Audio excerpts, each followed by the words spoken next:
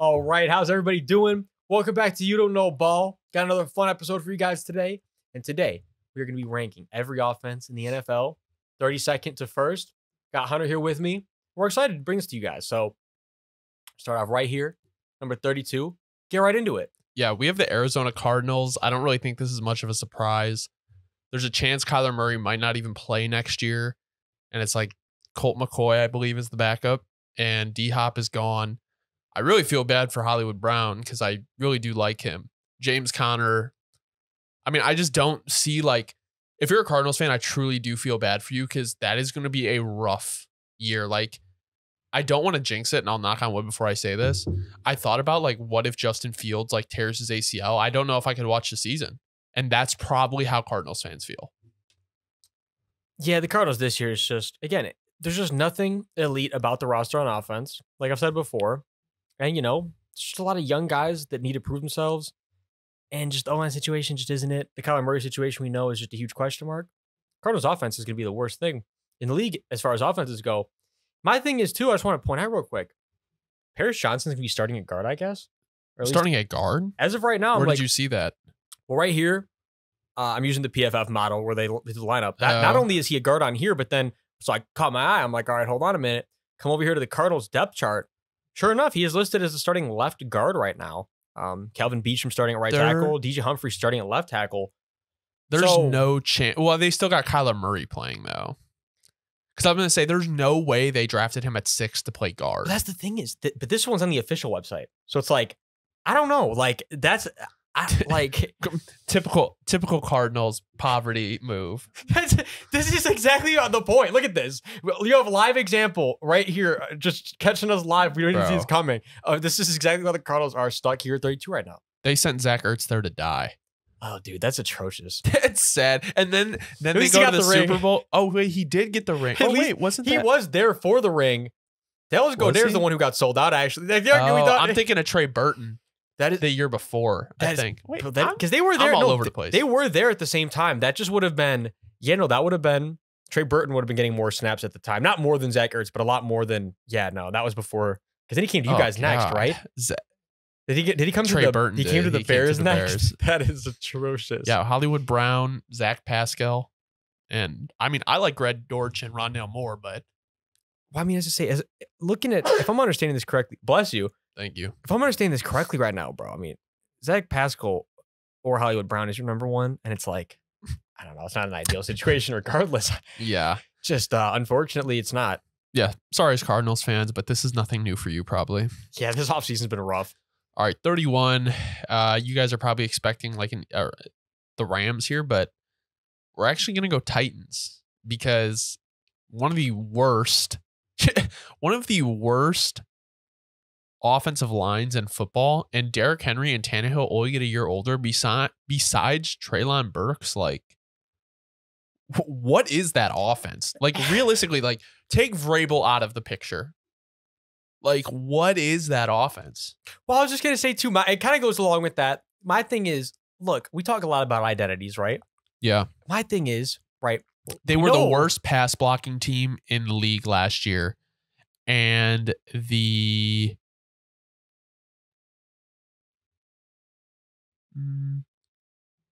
my bad. Sorry. I didn't mean to interrupt you. No. We're getting a last stat and the 12th run blocking team. So again, and that's the thing is, so we know the Titans, their identity is running the ball, right? And running the ball efficiently. And this year does not look even viable. That does not look like it's going to be the case. Even if Derrick Henry has another amazing year, the O-line is just not going to be up to snuff at all. Yeah. Tannehill's just getting worse, getting older, getting hit more because the line is terrible. And Treylon Burks is your number one. I like Treylon Burks a lot. I think he's got a high upside, but a little early to throw him into that just number one situation already. He showed his flashes, but just this offense is just not exciting. They do have Skronsky. They did draft Skronsky, but like they signed like Andre Dillard to be their starting left tackle. And Nicholas Petit Frere graded at a 52 last year. And had a really tough and he's the right year. tackle. So, I mean, there's a real chance that like I do like Okonkwo. No, good young player. I do right like there. him. But like there's a real chance like Levis comes in at some point in this year, and it's like you're just gonna go through those learning curves. Like the Titans better chalk it up. Like there's too many like optimistic Titans fans out here. Like you're going to suck this year. No, yeah, and I don't blame them. Vrabel's giving you guys that pedigree to feel that way at this point. But again, it's just this is going to be a humble yourself year. It happens to every franchise. You know, Titans fans, it's going to be that this year for you guys. And this is strictly offense. Like obviously their defense is decent. Like I'm not hating on that, but from an offensive standpoint, like please tell me you're excited to watch the offense. Like lie to me and tell me that. It's not going to happen. That is cap. Number 30, we have the Rams. So we talk about this a lot. It's just like outside of Stafford and Kupp, like really what is there? Literally, that's the thing is somebody see, and this is like I was saying. I think personally, I don't know how you felt, but it feels a little disrespectful to have them this low. Yeah, with Kupp and Stafford on this roster. But then again, you remind yourself, okay, look, it's just minus them. Really, what is there? You have could care less Allen Robinson. Yeah, right. I mean, is that not how he is nowadays? Well, Allen Robinson is on the Steelers. Oh, it's no, DeMarcus Robinson, bro. I'm looking at this. I'm having brain cramps. That's right. Yeah. So chalk that. Make it even worse. Now you have the careless Allen Robinson is over there playing for Mike Tomlin. I think he might change his ways a little bit. But yeah. So literally, then yes, then take it. If you like Cam Akers, you like Cam Akers. Cam Akers, I kind of changed my tune of how I feel about him after these past few seasons. He's still a talented back though. But again, how much does a running back carry you in today's NFL? Hardly at all. Not with a weak O line like that. Exactly. And it's like, you have the potential for the best O lineman on this group to be their rookie, Steve Avila. Like that, honestly, there's a good chance he ends up being the best like O lineman on the team this year. And when it's a rookie, that's not a case you want to be in. And if Stafford regresses again, injury still bugs him, the floor for this team is atrociously low. Oh, it's bad. I mean, like they were 24th in pass. Oh, that was bad. we had Al Robinson on the Steelers, and then we had Pat. The Rams are fucking us up. They were 24th in pass blocking and 19th in run blocking. So not a very good O-line. And it's like Stafford is older. Like, you know, if he gets hurt, like really, like who are they still rolling with Wolford? I'm actually glad you asked that. I was just thinking the same thing. Hold on. We're going to pull up the Rams depth chart live because I know it's either going to be him. Okay. No, that's right. Because I remember say Stetson Bennett when they drafted. Oh, I do like Stetson Bennett. I think that's really interesting. Offense. Him and he's their third string. No, they actually have Brett Rippon as their second string. Interesting. It's just, that's not too exciting for a backup situation. So no. And this team has such a low floor. If Brett Rippon has to step in and go for a long period of time. What a step down. What a step down from what they were. And like, remember like a couple years ago, it was like the NFC West, like such a dominant division. And now what you're saying, we were like, how is this ever going to stop? Like they're going to be so stacked for so long. It's the Seahawks and the 49ers. And the Seahawks are volatile, like we say. Seahawks I won't spoil anything about where they have them. I'm really high on them. I'll say that. Number 29, we have something that I'll start doing. The last year's rank. Cardinals, we put them at 32. Last year they're 30. Titans at 31. Last year they're 23. Rams at 30. Last year they were 25. So I'm going to read last year's rank too. The Panthers, we have them at 29. Last year they ranked at 26th offense. I don't know. I mean, like, I get like getting your guy, and like I don't think the Panthers are wrong for making the trade. I just like giving up your best like receiver to sign Adam Thielen. I know you had to get him, but at the end of the day, it's like I know it's easier to replace receivers than edge rushers and everything like that, but it's just like what you're going to develop with like DJ Shark and fucking Adam Thielen, like. I don't know. It's like we were saying. He's set up to have just a moderate rookie year, I think. And I've been listening for any period of time now. You know how high I'm on Bryce Young. I know you know how high I am. It's this weird thing with the Panthers where I think eventually they will put like a good situation per se around Bryce, right? Like just a real nice, solid situation. But I just can't see the time frame or how that's going to happen with how things are set up right now. To your point, because it's a really just. This is the definition of mid. Like, I think if we had to point to like the most mid offense in the whole league, this probably is the one I'm pointing to. Because again, nothing about it is atrocious. Right. Nothing about it's terrible. Like, it's just very well-roundedly average. Like every position. It's the weirdest offense because it's like the only one I can think of that's like this, but that really is how they are. I will say though, if Icky can make a big jump, left tackle. I like Icky. Yeah. I love Icky. I think that's a guy who you're going to be able to build around. Him and Bryce, that's going to be a nice pairing for a long period of time. Yeah. But that's the point is I think there's only two guys I can name on the offense. that I see a ton of upside in. So here's another issue that like people like the move and I understand. Okay, so Miles Sanders is going into his 5th year. Last year was the first time he eclipsed 1,000 yards and had 11 touchdowns. He had 800 before, 700, and then he had 3 touchdowns, 6 touchdowns, no touchdowns. But he's running behind that offensive line that is stacked, and they had A.J. Brown and Devonta Smith, so there's so many weapons on offense. Paying him 4 years for $25 million, I was never that high on Miles Sanders. He had a great year. I don't want to take that away from him. But like, there's no way he replicates, in my opinion, what he did with the Eagles last year. No, even close. Well, no, 100%. And not only that, bro. My thing is too. They let Dante Foreman go to you guys. Yeah. My question has been, ever since this whole process started, did they really not think Dante Foreman was producing at the exact same clip that Sanders is going to be producing at? Yeah. I don't see the jump. I thought Dante Foreman was overperforming with a bad Panthers roster last year. And then again, and then vice versa over here with Miles Sanders. So it's like, I don't know. I just don't understand that move. It's a waste of cap, in my opinion. So the Panthers did have the 10th best pass block last year, but they, I believe for run block, they were 22nd. So it's like, it's not doing Miles Sanders any favors, like at all. No, yeah. And, running backs, we know how fast they age. It's like, that could be his best year of his career. Very likely that was the best year of his career. And now he's 26. It's downhill from here. And that's, again, I could be totally wrong. But if we're looking at how about 80% of running backs are going to perform, and if he's on that trajectory, that's how it's going to go. Number 28, the Colts. Last year, they were 29. So they moved up a spot. I think this really just comes down to Anthony Richardson being probably the rawest of the rookie quarterbacks. And, like, Michael Pittman is kind of coming into his own, and like Alec Pierce, it's his 2nd year in the league. I just don't see that pass game being like anything. And it's like the offensive line took a step back last year. So a lot has to happen for them to like be like a semi-productive offense. No, a lot of things do have to happen. I mean, it's to the point where, so again, last year, Bernard Raymond arguably performed better than Quentin Nelson. And again, if you're a Colts fan, it's really rough to hear that, but that's the reality situation right now. Yeah. So, like you're saying, if what was the core of the team for so long is not the core of the team anymore, we're going through kind of a rehashing process here of what is the core of the team. Like we're saying, core of the team now is going to be the read option with A. Ritchie and Jonathan Taylor, but that only carries you so far.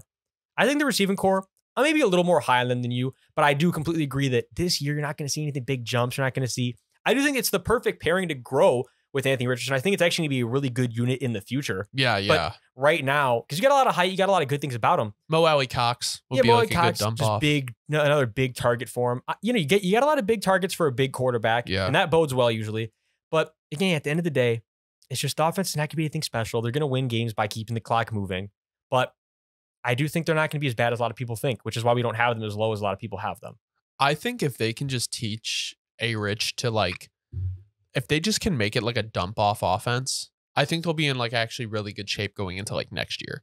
I think as long as you can just build his confidence up in the pass game, like the long game is there. It's been there. So, and his legs are there. So just build that short game. I think they'll be on the rise. I mean, like that's the thing is like when we were ranking these, it got hard because like there's a lot of good offenses in the league. It's an offensive league, and that's what teams have like paid into.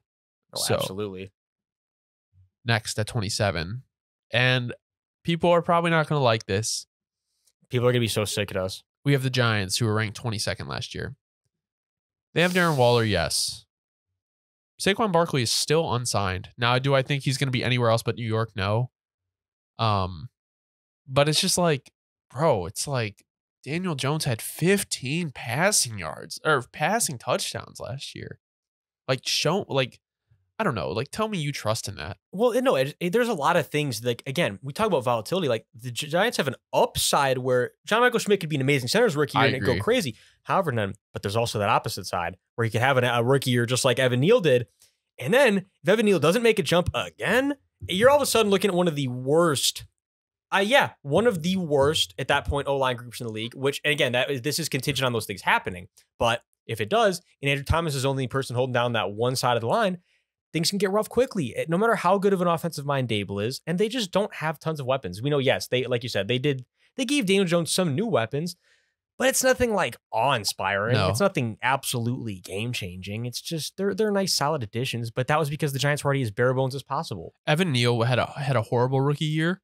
Andrew Thomas is great, but Evan Neal ranked 80th out of 81 tackles that were graded via PFF. And the Giants were 24th last year in pass blocking and 14th in run blocking. So like middle of the pack. Like, I mean, Isaiah Hodgins is your number one. So, I mean, you have Waller, but Waller has been old and injured. So Slayton could be back. Paris Campbell, like their receiving core isn't like the worst, but it's like if you go receiver for receiver with a lot of teams, they're not beating them out. If Hodgins gets injured, they might jump to the worst. That's the thing that's so crazy about it is it's like no way they pass the Titans. Yeah, I guess that's true. I That's the point. If they at least go to 31. Core. Yeah, so yeah. it's like that's the thing is we talk about volatility. Like that is volatile already in itself, and they're just a scary offense, and not in the good way. I agree. So number 26 here, you know, I don't know. I'm just strangely high on them, and I like them a lot. I like the Texans. Last year they were ranked number 32nd. I think CJ Stroud's gonna have a decent year. I think they got him. Like he has like enough on offense. You know what I'm saying? Like he's not going in like set to die. Like he's got Mechie coming back. Nico Collins showed out. They got him Dalton Schultz. They have Robert Woods, Damian Pierce. Like the offensive line is okay. Like Shaq Mason, Laremy Tunsil. They're good. They're good enough to be like a semi-productive offense. No, for sure. And hey, we talk about hot takes. I got a good hot take for you right here because this is a sentence I don't think has been uttered yet in football media, but I got one for you right here. Okay. I genuinely can see John Mechie and Nico Collins becoming like a name of like a good receiving duo, like over these next couple of years. Like because I don't talk about him a lot, but you know, I've been high on Nico Collins for a couple of years now since he came in the league, and I think he's getting better each year. And then John Mechie, I've been high on. John Mechie's a super talented receiver, just hasn't had a chance to show us yet.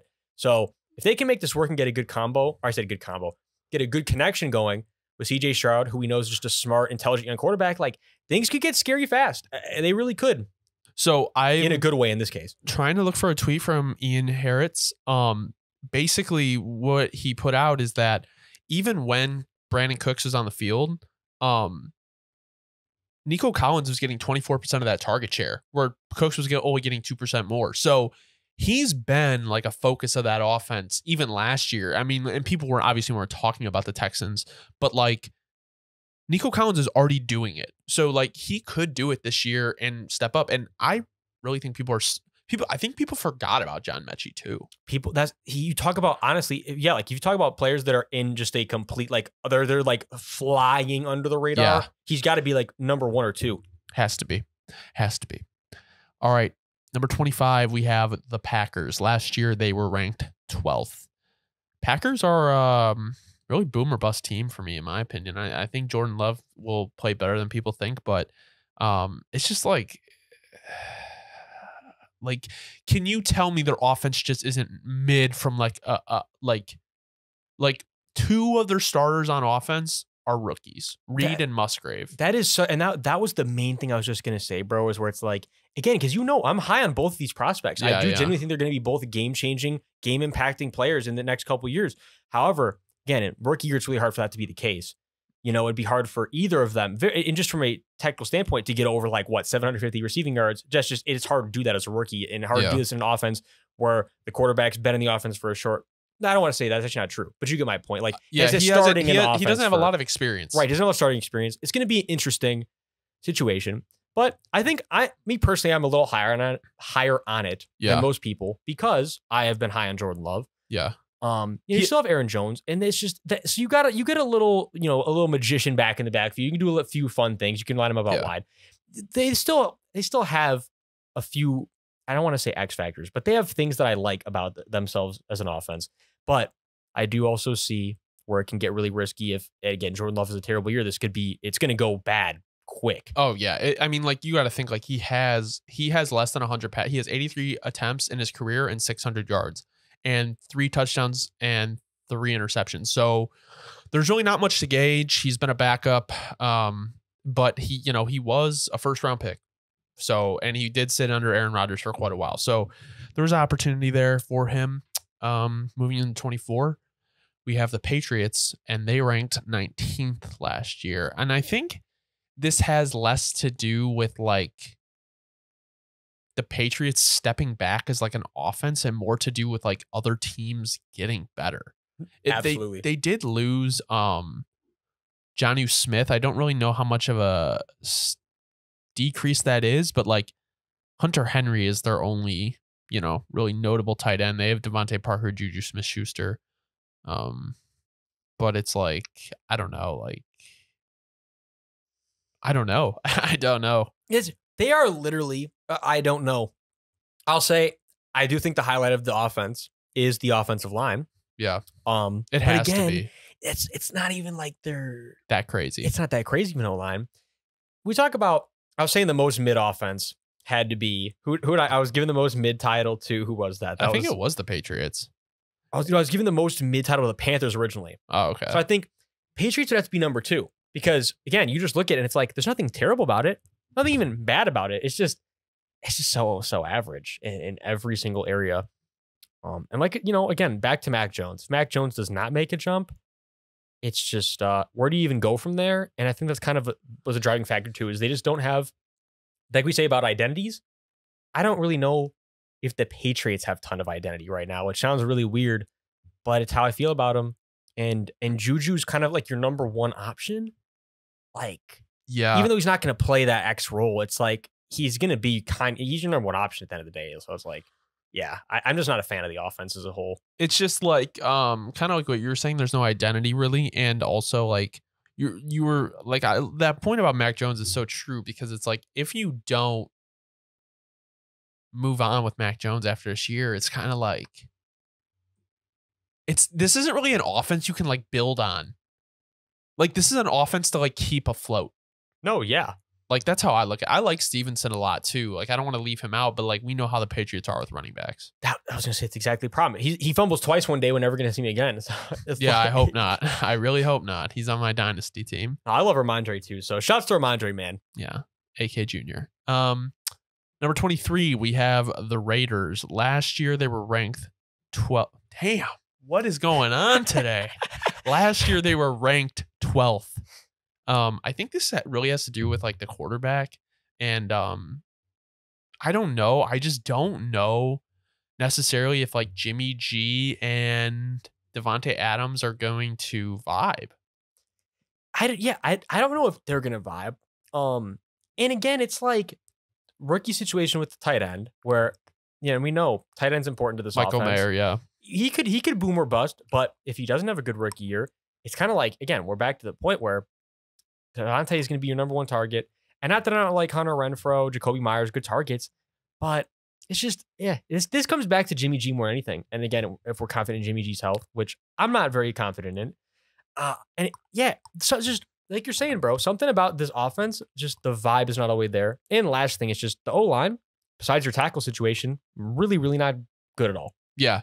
No, and something I want to point out that like is kind of an interesting point. Devontae Adams has always played with like gunslingers. Like Jimmy G is not that. So like I'm really interested to see like how that works. Like Rodgers and Carr were both kind of like looser quarterbacks. Jimmy G is not that at all.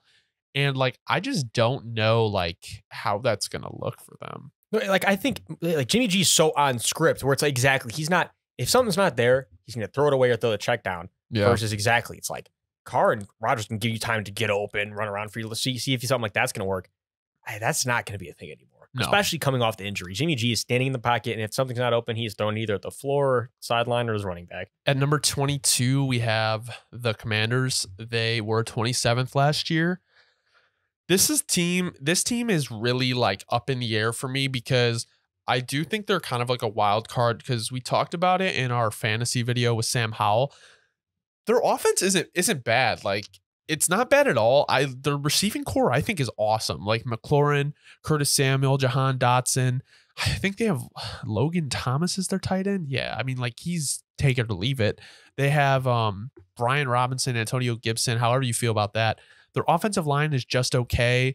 It's just one of those teams where it's like, I feel I would bet on them being like better than they were worse last year, especially with Eric Bieniemy there. So see, that's my main thing is like, look, you bring Bieniemy over, he's gonna bring some tricks, bring some stuff over, and even if there's something crazy, look, you improve the O-line situation at least a little bit, even though again, the O-line situation still is not, it's not good, and it still is not good. But it's just, it was really rough last year, and then I'm with you though, Logan Thomas. Other than that though, you got a really good offensive core. I love a lot of things about the offense. I think Sam Howell is definitely, obviously, is a huge mystery. But hey, again, I think I like the upside versus what the situation was looking like last year.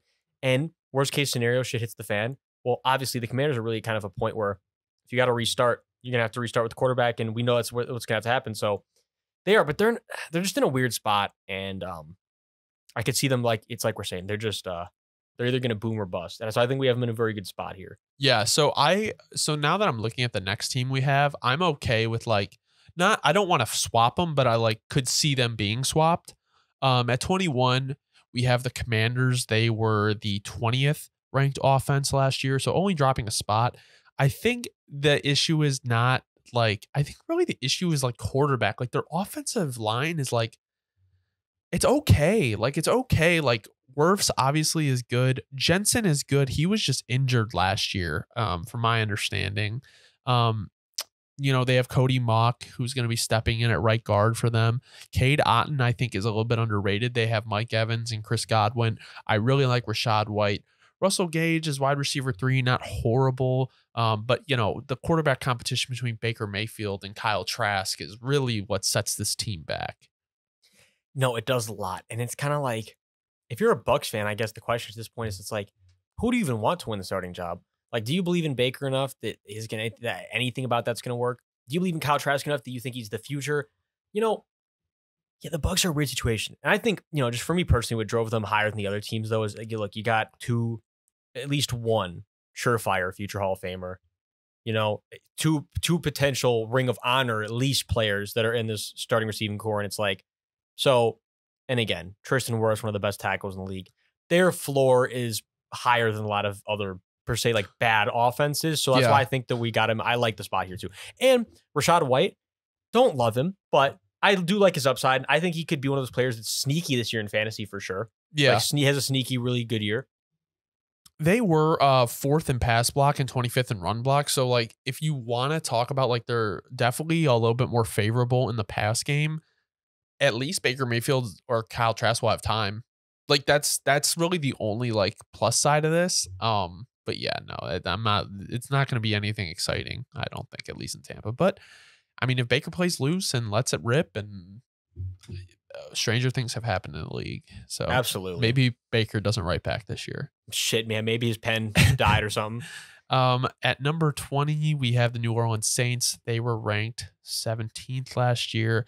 Me and Dobbs talk about this a lot. I mean, we don't hate the Saints offense. It's just like, dude, I don't know. Like, it's just like, I really like Carr on the Raiders. And then when he came to the Saints, I really started looking at his stats. I was just kind of like, I don't know.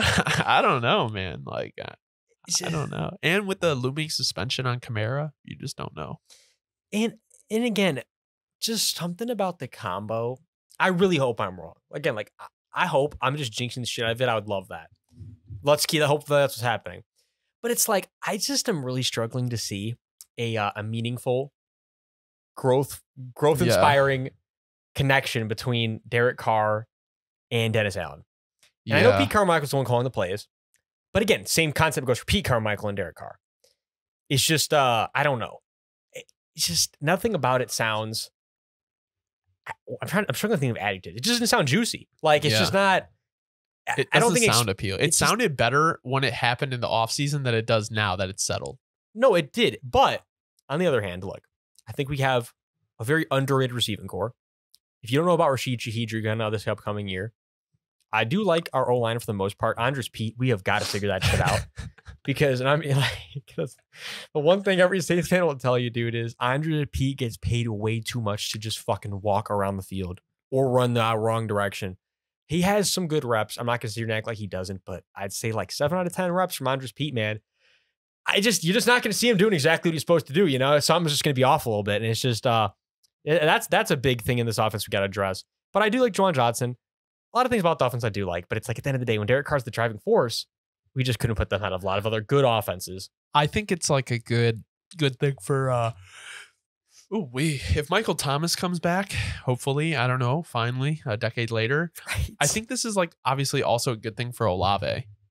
Because I think he could benefit from kind of like a gunslinger quarterback. He did not get that last year. He definitely did not. Hey, he still was arguably the best rookie receiver. So it's like that. Yeah. You talk about an exciting part of this offense for sure, though. Olave has got Saints fans cheesing.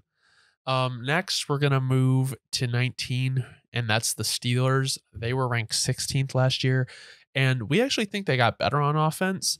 It's just the fact of like other teams getting better on offense. Like that's what happens. Like once we got to like 19 or like 15, it really became like what teams moved up and down based off like other teams gaining talent, not like they got worse. So the Pittsburgh Steelers, I mean, they added A-Rob as like a third receiver. I actually think their offense is going to be better this year. I think Najee Harris is going to be better this year because of the upgraded O-line. Freiermuth is going to take a step forward. They got Darnell Washington. I really like the Steelers, but I just don't see them competing in a shootout against these other AFC teams. It's really going to be dependent on Kenny Pickett taking a step forward. No, absolutely. And you said basically everything I was going to say. I'll just double on the main point of like, because my head, I'm over here thinking, I'm like, okay, there's like the tiers of teams that are just built averagely, but hear me out for a sec. Because like we said, we had the Panthers. Who else did I have? The Patriots. And it's like the Steelers are like the third really good tier of average here. But it's like they almost break that tier where I don't even want to say that they're average anymore. Yeah. They're just in a well-rounded, like they're just a good, well-rounded offense. Above average even per se at most position groups, where it's like you're just barely above average. But I'd say it at like every position group on offense. So I think we got him in a perfect spot right here. And again, hey, if Kenny Pickett makes a huge jump, hey, the Steelers could certainly move up like 3 or 4 or 5 spots. Yeah. It's just, I'm not counting on that versus some of the other teams we have here with young quarterbacks also sitting in these similar spots. Yeah. So they were ranked 16th last year. I forgot if I mentioned that. 18. You know what we'll do, Dobbs? Once we get to 16, I'll let you go first, and then I'll respond to you. Okay. Just so we can switch it up a little bit, just so I'm not like taking the points. No, you're good, bro. We definitely can switch that out. At 18, we have the Bears. Last year, they're 24th. I think like this is kind of self-explanatory. They made some big jumps. They got DJ Moore. I think they really loaded up the running back room. They got Donta Foreman, Roshan Johnson. They were 13th in the run blocking game last year, and 16th in pass block. And I think they upgraded the O-line. They got Nate Davis. They drafted Darnell Wright. Tevin Jenkins is coming off like a great year. I think he's only going to get better. And, you know, that line is solidified. They got Cody Whitehair at center who, like we talked about, like he's just okay. Like you really can't complain. And then they got DJ Moore and Claypool and Mooney as 3. So, and Komet and Tanyan. So it's like everywhere on the offense, there is like a player. No, absolutely. And, you know, I'm like, I'll say it. I'm actually, and a lot of people are going to rip me for this right now, but it's fine. I don't care. I would stick true to myself. You know, I'm not going to let the haters bother me, but the Bears offense is low key in line to become electric. It is. If the Bears offense is in line to become electric, I don't care. Literally the only thing that has to happen is Justin Fields has to make elite passing the ball, which I think is going to happen this year. You made a huge jump on the O-line. You made a huge jump on the receiving core. Good young guys just getting better at every position. The only thing that worries me a little bit is Chase Claypool. We've been hearing that situation is going really shitty right now, with just connecting with the team, getting reps, good reps in training camp. All that's not going good. I guess I'm reading here, I don't know, it's just that clickbait headline, but he's teasing a new career. Like, I don't really know what's going on with Chase Claypool, bro. And I think more than anything, if I look at him as a wide receiver 3 now, this, especially for you guys this year. Yeah. But it's like, hey, he's not a bad wide receiver 3. And wide receiver 1 and 2, Mooney and Moore, already awesome combo. Cole Kmet, it's a nice solid tight end. I'm really excited to see Darnell Wright. The Bears O-line is about to kick ass. That's crazy to say because it has not been that way for so long. The Bears O-line is coming, dude. Oh, I agree. And I'm going to just say this for the clip. If Justin Fields develops like he should, if the O-line develops like it should, if the chemistry develops between Justin Fields and his receivers like it should, and tight ends, they will be a top 10 offense by the end of the year. That's just what I believe. I am a Bears fan, so there's a little bit of bias, but I just think if Justin Fields takes a step in the passing game, there's no way that doesn't happen. I like genuinely can see it though, even from like the non-Bears fan perspective. I totally can. Okay, so 17. They're gonna be so fucking. They're gonna be real mad. The Vikings. They lose Dalvin Cook. I love Jordan Addison. Do not get it twisted. Kirk Cousins on the last year of his contract, but as we mentioned in our last video, last year was his first top 10 finish since 2017 as a fantasy quarterback. And it's just like, he's only getting older. He's 34 years old. I mean, do you love the Vikings O-line, Dobbs? Like, that's the thing is, no, I don't love their line. They do. I'll say this: Christian Darrisaw, Brian O'Neill. You know, like it's like you got good pieces. Bradbury's good. Okay, I'll I'm admit, capping. I'm capping. They have good pieces, but I don't love the line. I guess they're not like an absolutely incredibly elite unit. Yeah. And again, I'm with you though. My main thing is like you. Oh, we got an alarm going off. Probably my alarm to post on the TikTok. That actually it is. But you know, my thing is, look, again, like we've been saying, Kirk Cousins is the driving factor here. Like, Kirk is getting older. Do you really believe in Kirk? I don't. And then I love Alexander Madison. I'm not a big on him. I don't think he's going to replace Dalvin Cook. And it's like, love Jordan Addison too. We know the receiving core is stacked, but a receiving core can't completely carry you. And I just think there's a big regression coming for the Vikings. I'm sorry. Okay. I'm going to throw this out there. And I think this will be good for a clip, but I also think this is true because we've talked about it a couple times.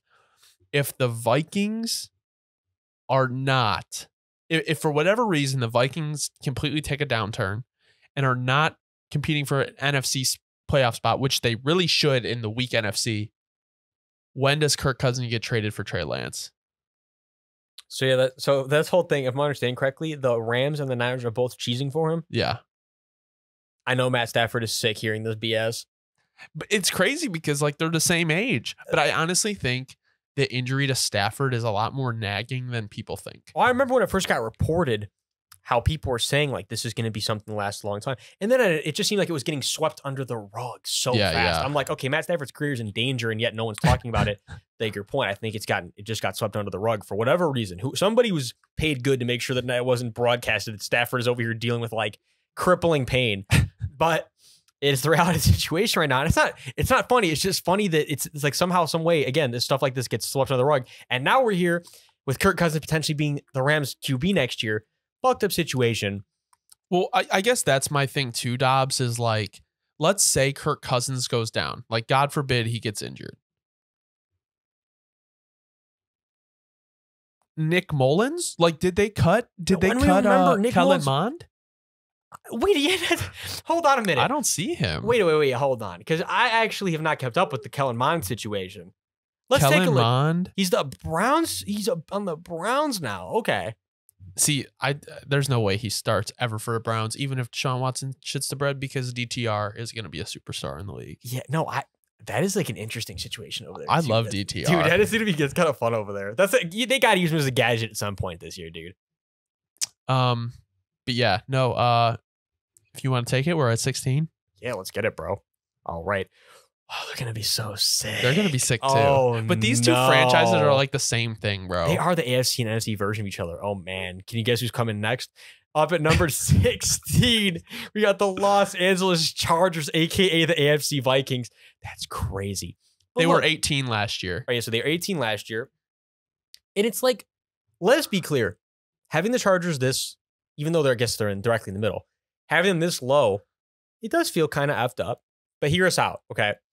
Thing about it is, Eckler is getting older, still productive back, but getting older. Does Mike Williams and Keenan Allen still scare you like they used to? Me personally, they don't, especially because they're injured half the year.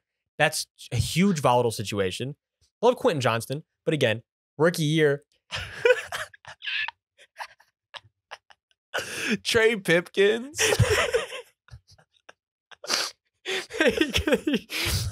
The Chargers O-line situation is again minus Corey Linsley, Rashawn Slater is just not good. You're starting. We're literally crying, laughing with Trey Pipkins. Like, bro, Like, fix it, bro. Chargers are. We were just gonna say it. This is what we were saying before the show. Is right now with the hype they get, the Chargers are in fraudulent territory. I will straight up say it again. Not that they shouldn't be, but the hype they get, the volatility with the skilled players they have, it's just. Trey Pipkins starting a right tackle. It's just there are genuinely really real problems with this team, and people just like to glaze over it because Justin Herbert's as talented as he is. But that's the point. Is we're not gonna. We'll be real with you. I think the Chargers are a mid-tier offense. Yeah, someone that they sleep on him a little bit. I think Gerald Everett is actually underrated, but they were last in run blocking and they were 17th in pass blocking last year. So it's just like, bro, like the O line is so important. It's like I do think it'll be different this year with the OC, but no, I completely agree, dude. I'm literally crying at Trey Pipkins like that because I just remember you and Connor were slandering him one podcast. He's still there. Like that O-line coach had all off season to evaluate. Like, yeah, keep Trey, keep him like get Andrew Wiley. Why would you not just get Andrew Wiley? There's so many things they could have done, bro. And it's like, yeah, and he's still there. That actually is hilarious. That is too funny. All right, so then at number 15, we got the Denver Broncos. Last year at 28. So again, you're probably asking yourself, what the hell are these guys talking about? How are the Denver Broncos can make that big of a jump when really not a ton has changed? Well, again, that's the thing is if you're a casual and you don't realize a lot has changed because Sean Payton is the coach of the Broncos now. And this scheme is not just any normal scheme. This is a truly game-changing, offense-changing scheme. The Broncos will operate on a completely new, I don't know, I'm not struggling to think of the adjective, but they will operate on a whole new way next year. Things will be completely different. They'll be bleeding the clock a lot more. It'll be a lot more balanced run pass. The Broncos offense is going to be good. Even if things aren't amazing, it will at least be a productive, fun offense, which is not close to what they had last year. It's going to be a lot different. They did upgrade the O-line too with McGlinchey and Powers. I think their O-line is good. I think a lot of people sleep on Dulcich and facts.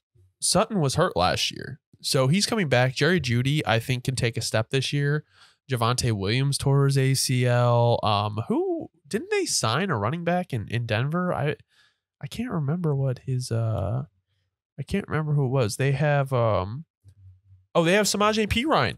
That's right. So I guess I saw an interview or it was something. I can't remember what it was. So don't quote me exactly, but basically from my understanding, Perine was a free agent and he got a call from Sean Payton and he was like, listen, do you know how much I run the ball? And then that's when he signed.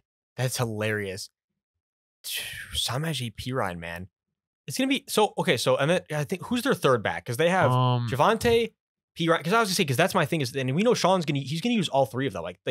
Sean Payton uses his backs. Who's their, because Tony Jones Jr., Tyler Beatty. That was what it was, because Tony Jones was productive on the Saints for a short time. And they have Tim Patrick. Wait, was it Tim Patrick that tore his ACL or was it? He did. No, he did it. Yeah.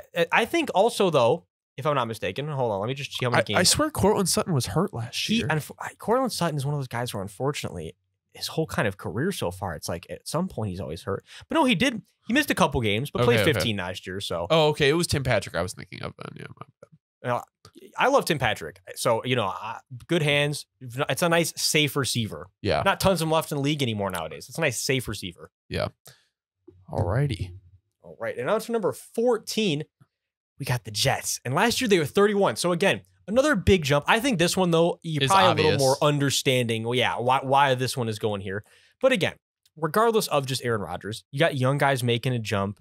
The O-line situation, though, I will address right off the bat. It could be very scary, especially with an old Aaron Rodgers. I mean, if Joe Tippmann comes in and is not playing good, Mekhi Becton comes back, not moving around, can't move around. He just keeps getting, I don't think that's going to be the case. I hope it's not the case, certainly. But if we're talking about worst case scenarios for this offense, I mean, that is reality. And if they don't play well, it's going to be really hard for this young receiving core to play well with Aaron Rodgers. But again, running back situation too, awesome.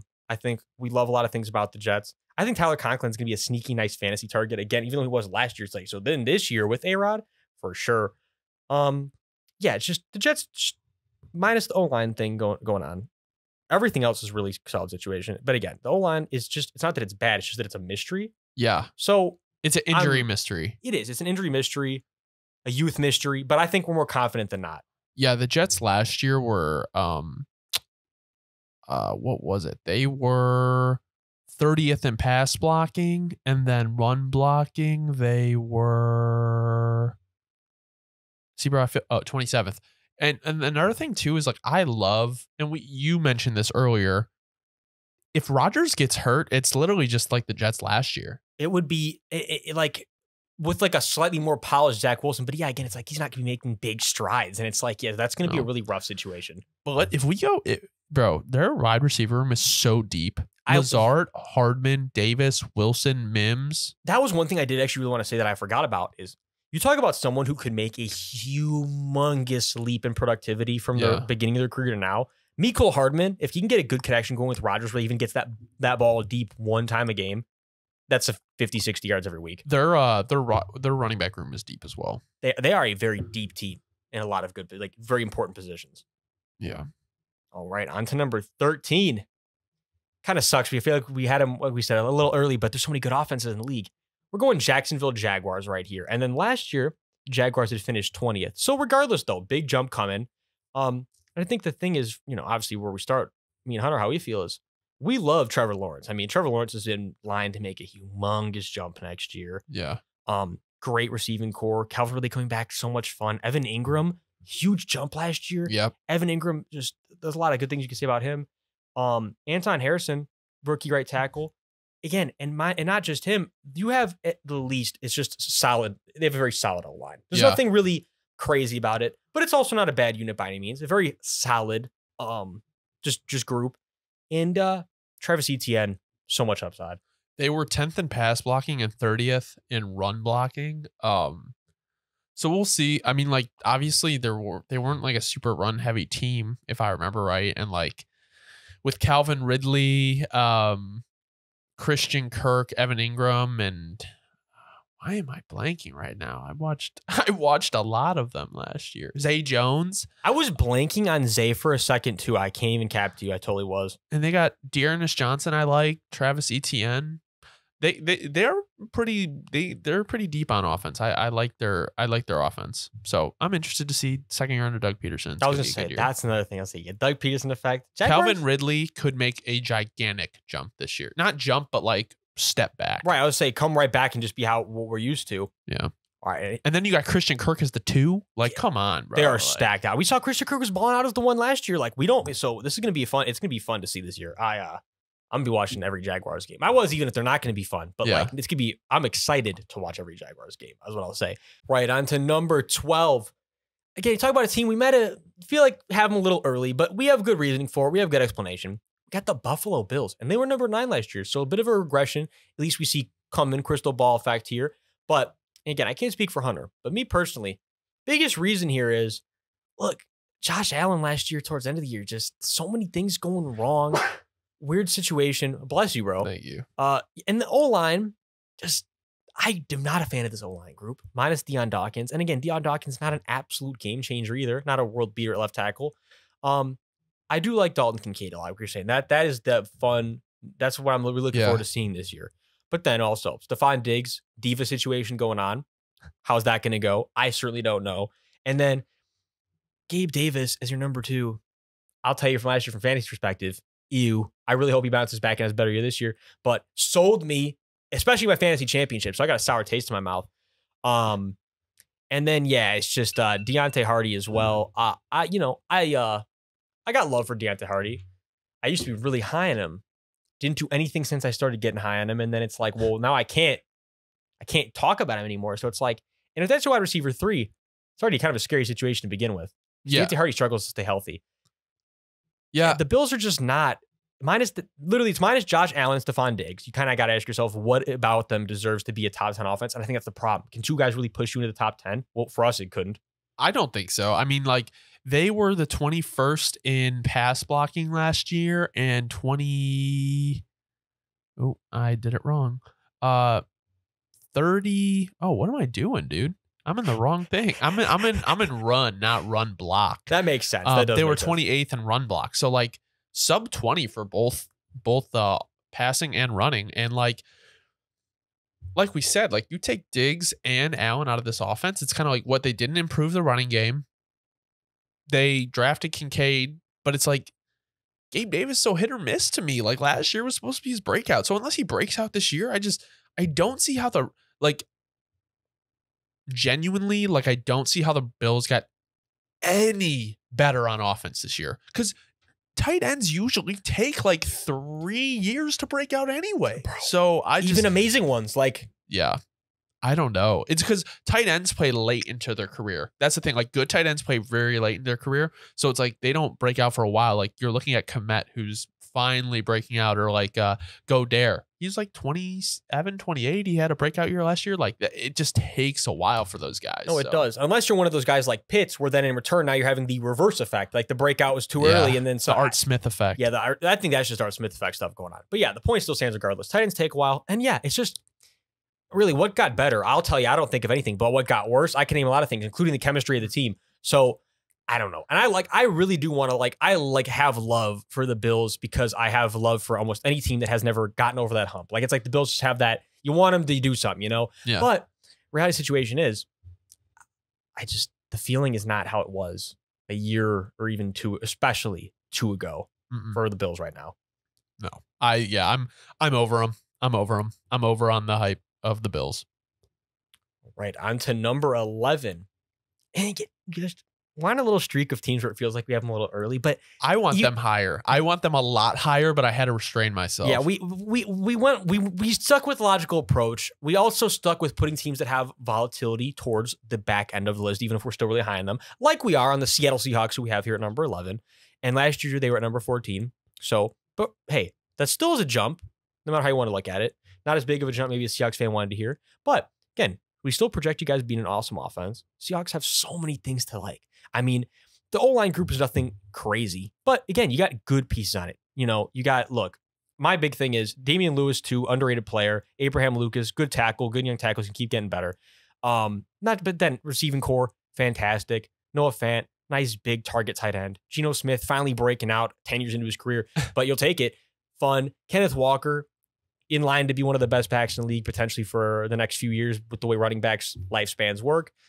Depends on how often Zach Charbonnet is eating, but regardless, I love Zach Charbonnet too. That's the point, is you have so many mouths in the Seahawks offense. How could I forget Jackson Smith and Jigba? I mean, there's so much fun about the Seahawks offense. If you're not watching Seahawks football, you're not a Seahawks fan, you're tripping. They're going to be tons of fun to watch. Yeah, definitely the weakness of this offense is the O-line. Now, Charles Cross and Abraham Lucas, they both had good years last year, and they're both rookies, right? So it's weird. Lucas had the better year but they're still both, both really solid young tackles. Yeah. So as long as they take a step up, I mean, Damian Lewis was pretty decent last year, and he was in the 2020 class. So, your weaknesses are really at a center or right guard. I mean, right guard's really where you'd want to improve, but overall, I mean, this offense, it all relies on Geno. As long as our offensive line can take at least just one step forward this year, and Geno Smith plays exactly how he did last year, or maybe even just an inch better, they're a top 3 seed in the NFC. And then I said that last video, and I'll say it again.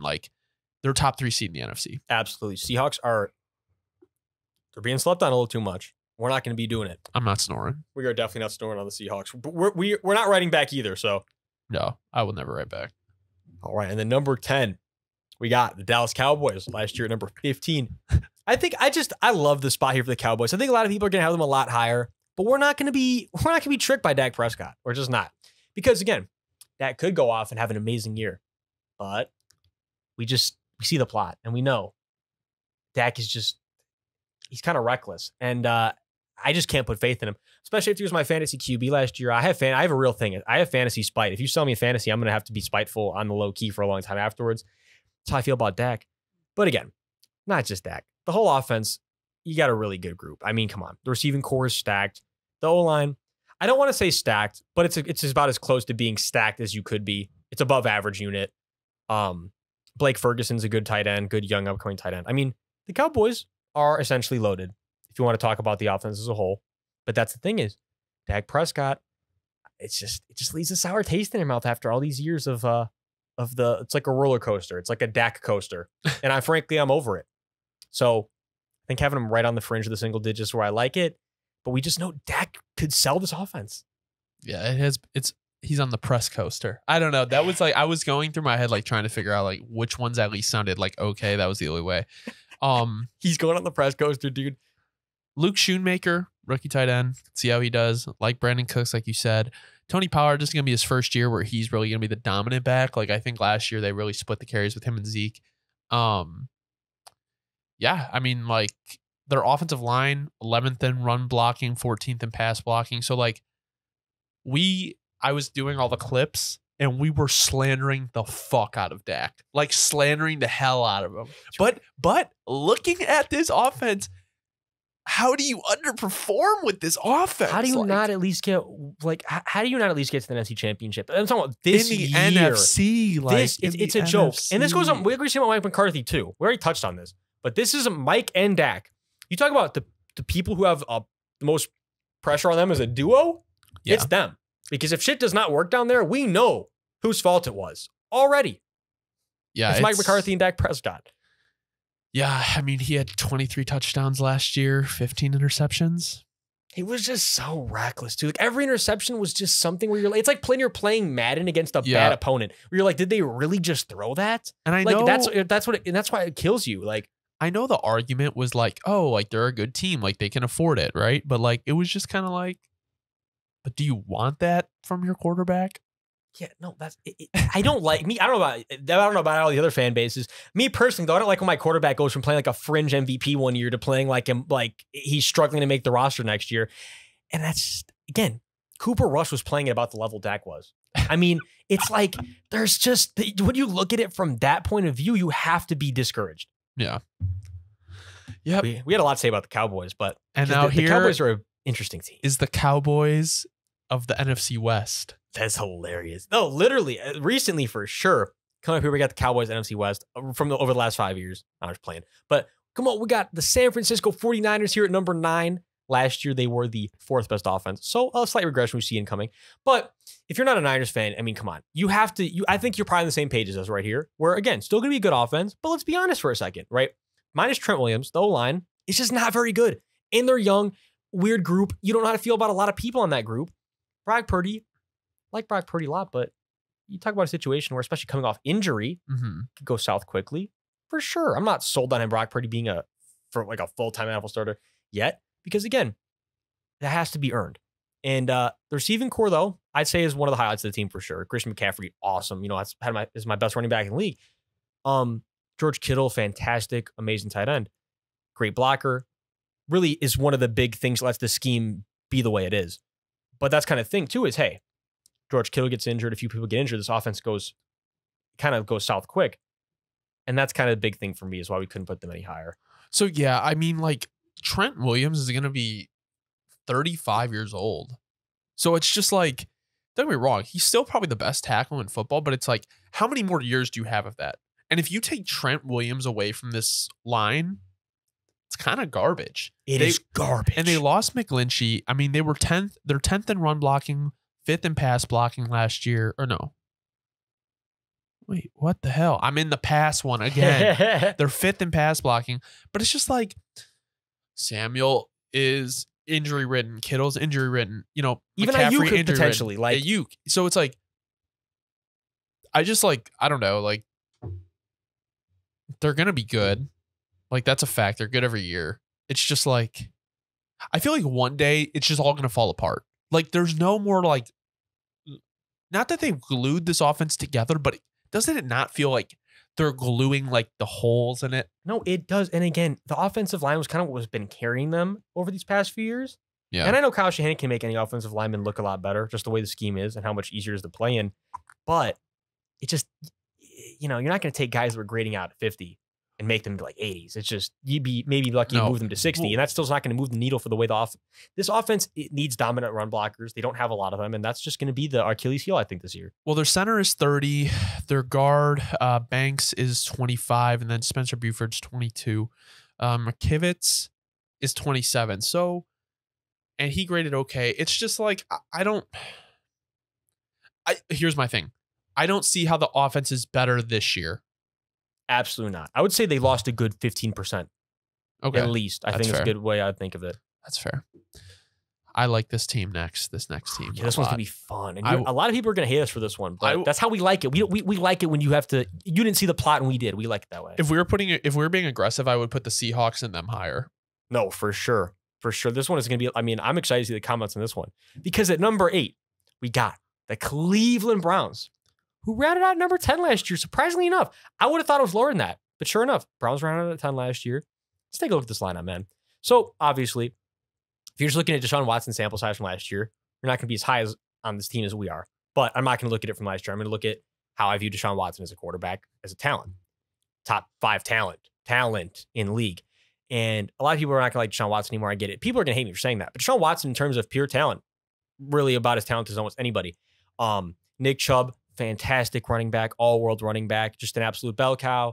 Receiving core, I think I'm higher on it than a lot of people are. I think Elijah Moore is going to break out. I think I love Donovan Peoples-Jones. He kind of already broke out a bit last year, but I can see him having a better even than last year this upcoming. And then Amari Cooper, one of the best route runners, if not the best route runner in the whole league, just a technician. David Njoku broke out last year, great tight end. The O-line is just stacked out.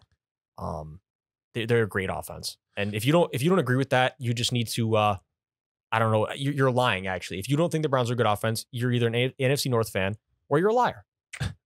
They were 7th in pass blocking and 8th in run blocking, so it's like as long as they take a step forward, they'll be okay. And then you have like their wide receiver room is deep. Elijah Moore, Marquise Goodwin, David Bell, Jakeem Grant, Amari Cooper, Donovan Peoples-Jones, and then obviously you have Nick Chubb. You know, you Jerome Ford, who I've heard some talk about, Njoku. It's just like a team that like I feel like with a real quarterback now this year, they're gonna take. They will be what they should have been last year if Deshaun played the whole year.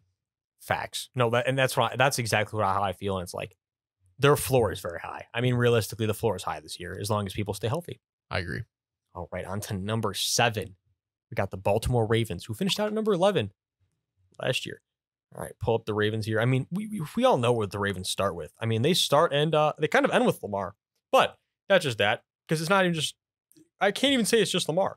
Because, again, the reason we have them here isn't just that. It's that, hey, I don't want to say even high on the receiving core, but certainly higher than last year. Adding OBJ gives you a new layer of, it gives you some depth. It gives you a new layer of, it gives you a new way to attack.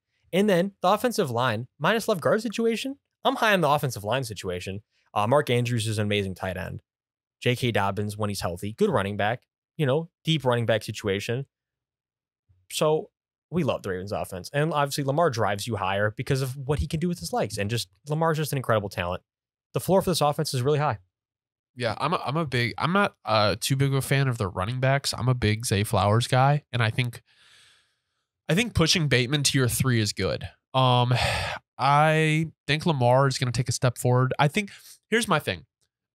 The Ravens were 2nd in run block last year, and they were 22nd in pass block, so they can improve that. But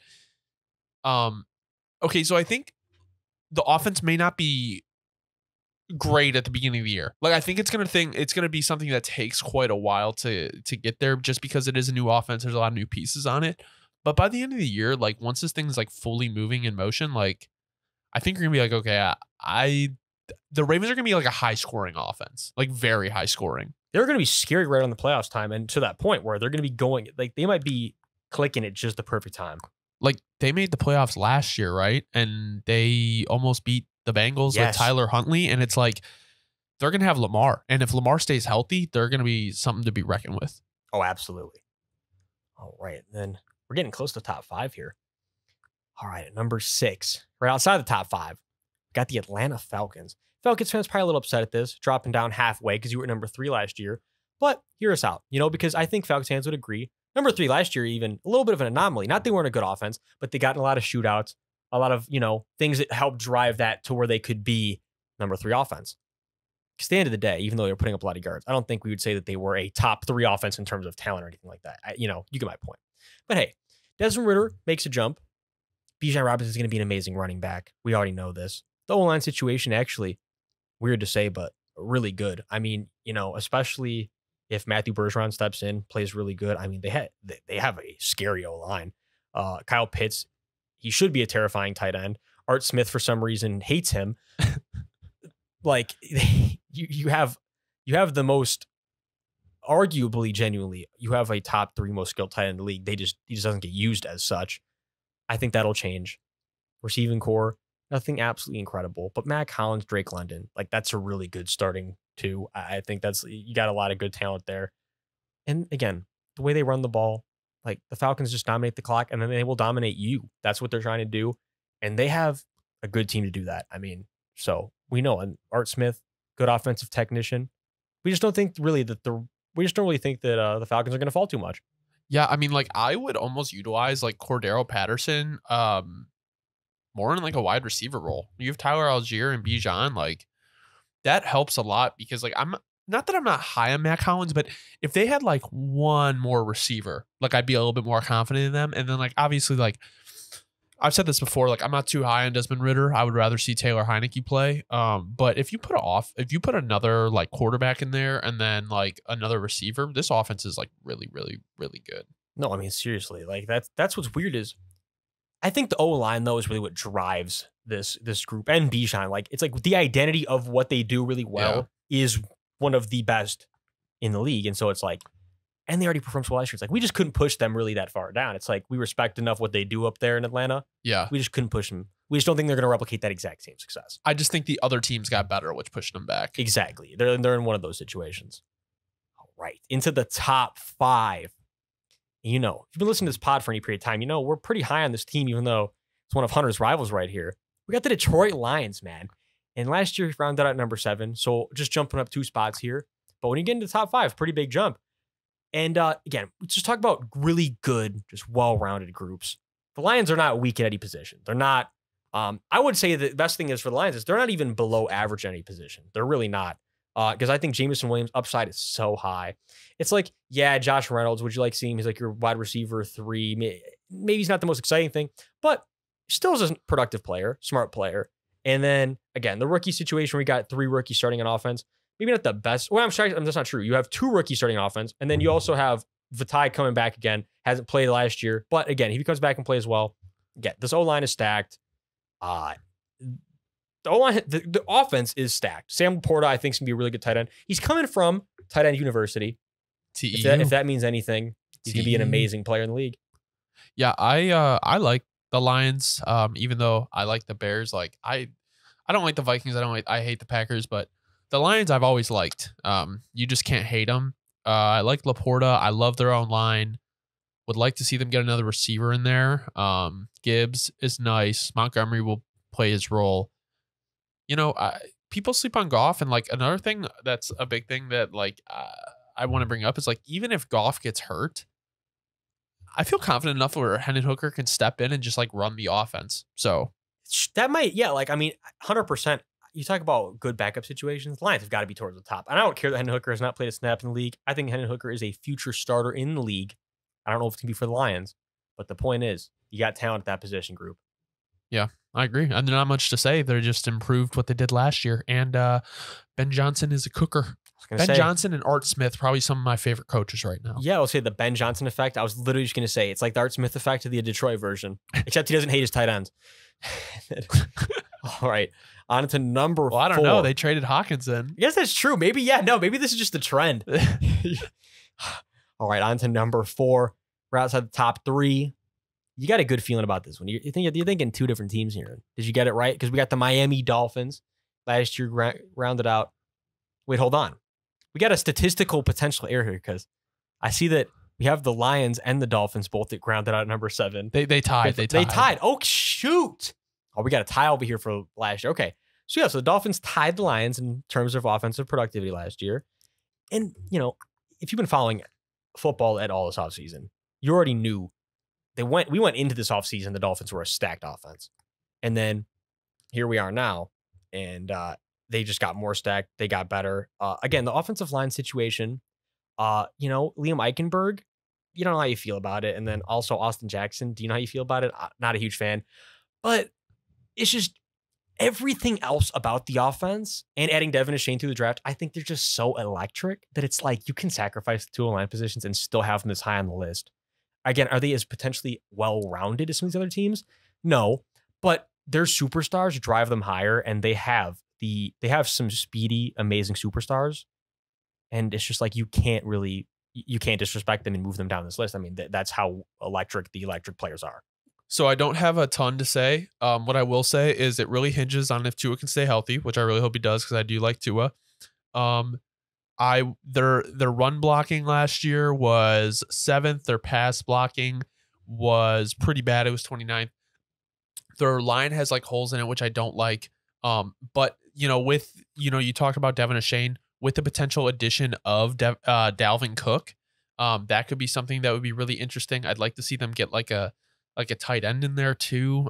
Smythe, what is his name? I can't remember his first name. Durham Smythe. What a name. Interesting player too, because he makes plays every once in a while. Like I'll give him credit. Like Durham Smythe makes some plays. Like he does. I think don't forget they have chosen Anderson.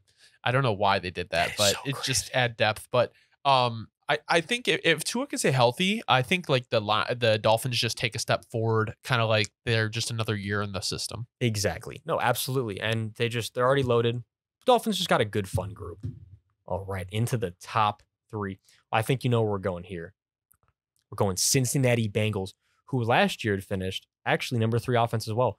So the Bengals are going to be our one team here where, if I'm not mistaken, actually, no, I can't say that, but they stayed the same. And so anyways, right into what makes the Bengals so good is Joe Burrow for starters. I mean, you got the gunslinging, poised, already veteran, even though he's so young, he's just amazing. Joe Mixon, really solid running back.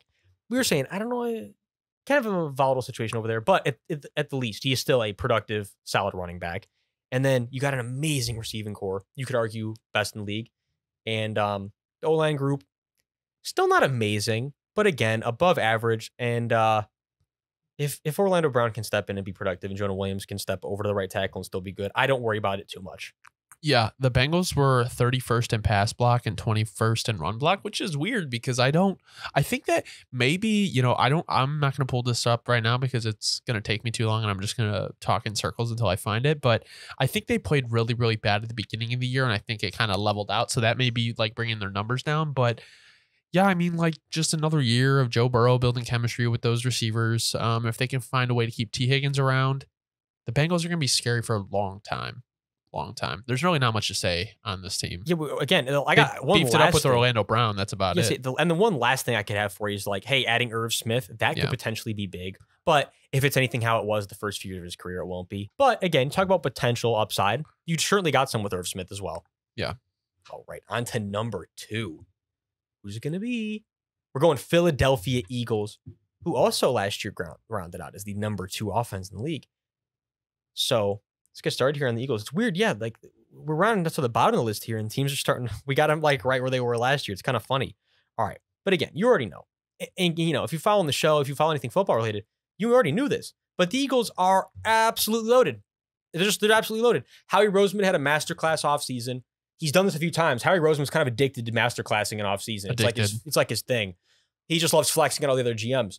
But yeah, I mean, there's really not even a lot to say because they are just stacked. There's not one weak position group on the offense. Jalen Hurts made a huge jump. Shit, DeAndre Swift, who is probably like the least exciting starter on offense, is still super exciting. You got him this offseason. I mean, like that's kind of the point. Is the Eagles are just so loaded. Dallas Goedert is an awesome tight end. Every offensive lineman that's starting for them is above average. It's just the Eagles are stacked. That's all I'm going to say at this point. Yeah, I'm going to see. Interested to see how Cam Jurgens steps in. I really like the addition of DeAndre Swift and Rashad Penny. I think if Rashad Penny and Swift can both stay healthy, they'll probably be one of the best running back duos in the league. Would like to see them add like another receiver though. It would have been cool to see them like draft like a higher receiver. I know they did that with like Devonta Smith, and then they have AJ Brown, but it's just like imagine if they had like a strong number 3. But I wonder if they consider like Goedert their like number 3. I would say at that point. And hey, like Olamide Zaccheaus, he makes some plays. I've seen back when he's in that Falcons jersey, he made some plays. Yeah. And I think for the Eagles, the way the Eagles play football, I can see him making some plays this year as wide receiver 3 or 4 too. Yeah. All right. Number 1. They know who number 1 is at this point. I mean, if you don't, you're crazy. We got the Kansas City Chiefs at number 1, who also finished out last year at number 1. And again, this one does not need too much of an explanation because even though everything else about the offense isn't as amazing as some of these other offenses. And don't get me wrong, they have a very good offense at that. And they have very solid position groups at that. Don't get me wrong. But Mahomes is the driving force. Mahomes is the him of the league. Mahomes will be the him of the league until he retires.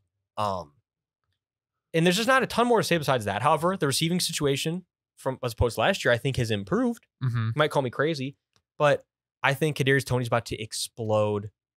MVS is going to have another productive year. Sky Moore is going to have an even better year than last year. Rasheed Rice is going to step in. I think he's going to be productive right away. Creed Humphrey's an amazing center. The O-line tackle situation is not anything fantastic, but I think Jawan Taylor's going to play better off the Chiefs than he did for the Jags. And the Chiefs are Chiefs. They have Andy Reid coaching them. He's calling the shots. It's like they're the Chiefs. They're going to put up points. They're going to put up numbers. It does not matter, like I said before we started recording, if he throws to Grimace on his birthday. You could throw Grimace out there on his, it does not matter. Like, Mahomes is going to make it happen. You got the Hamburglar taking the ball, handing off. That's what's so crazy about Andy Reid is you could have Hamburglar taking screens and this offense would find a way to work. I mean, it's just like so funny that they're the number one, because if you just take this lineup, take out Mahomes, like, and line it up against like the other top 10 teams, they're not there. Yeah, no. It's just like, and I like didn't want to put them here, but I was like, you just can't not. You just can't not. And like, there's really nothing. Like, I just am interested to see how Donovan Smith and Jawan Taylor play. I mean, the running back situation is the same, and the receivers just get another year to build with Mahomes. It's going to be quite crazy. But that was all 32 teams. I think we were flowing really well through that. That was a good episode. I like that episode. Hopefully you guys liked as much as us. We had a lot of fun. And if you enjoyed, feel like sticking around, checking out some more videos, drop a like, drop a sub, check us out. We appreciate you guys sticking around, like having you around here. We hope you guys have a great rest of your day.